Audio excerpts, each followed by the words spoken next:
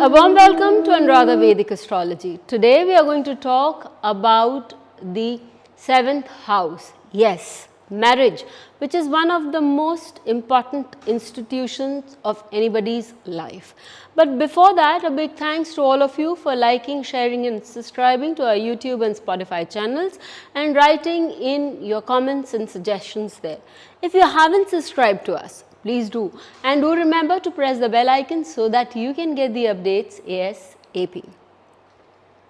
Let's talk about the 7th house. The 7th house is the house of marriage and partnerships and is important for our life. What more? As per Manusmriti, there are 8 kinds of marriage. So, any kind of marriage that we make in life has to be seen from the 7th house and the 7th lord. Why is the 7th lord important? The 7th lord is important because it describes the quality of marriage, it describes the kind of marriage one would have.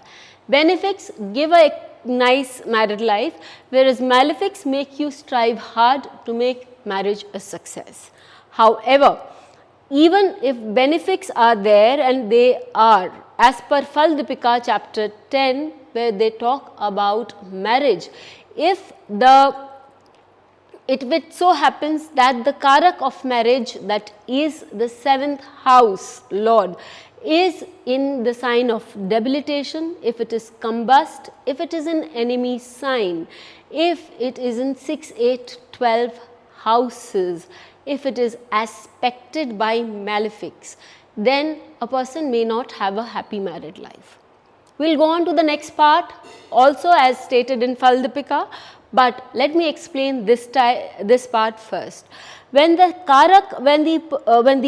Karak which is supposed to do the work of marriage, that is the 7th lord, when it is not well aspected, when it is under malefic aspects, that means it will not be able to function properly.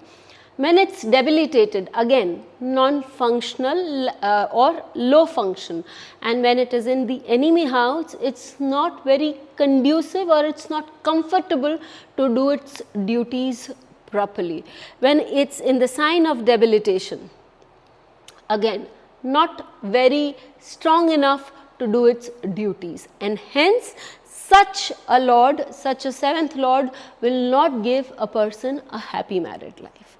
The second part of the same sutra says that if the 7th house is aspected by malefics, if there is a malefic sitting in the 7th house, if the 7th house has lots of malefic effect on it, or for that matter a transit, as I can tell you, happening through, especially a malefic transit happening through the 7th house, can bring in disturbances in the marriage, especially if that particular planet which is travelling to the 7th house is also having its dasha, antardasha in working in the chart, because the 7th house is said to be the house of marriage.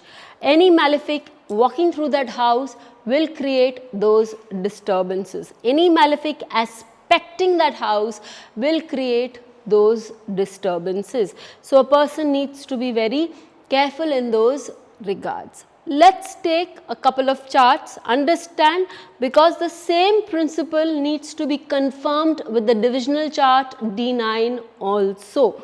Why? Because D9, with all the things that it is supposed to show, is also a very strong chart which reflects to our marriage.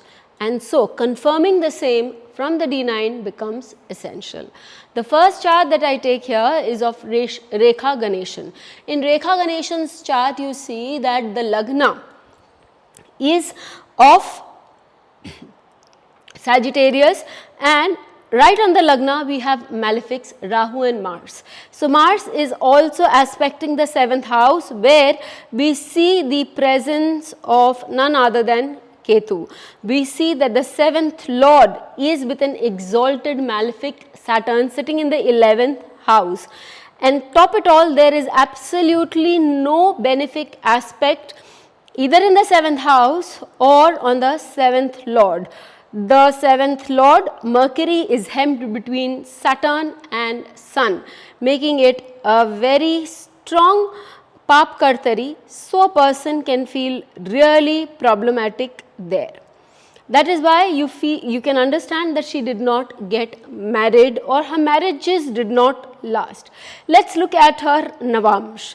In the Navamsh, the Lagna for her is Taurus and the moon, a benefic, is sitting there, but again we see that the 7th lord has gone into the 8th house and the 7th house is aspected by Ketu and Saturn together, throwing their 10th aspect as Saturn throws its 10th aspect there.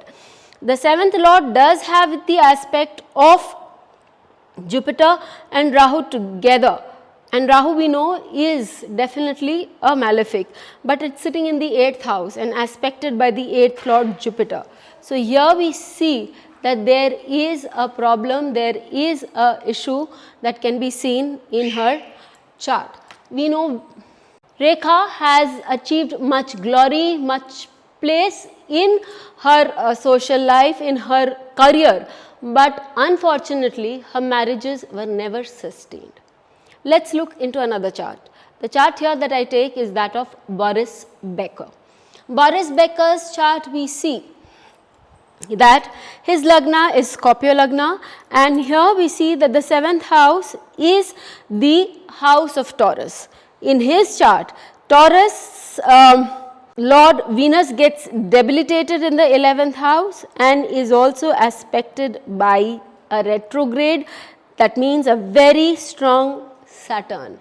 We all know that Boris Becker could not sustain his relationships.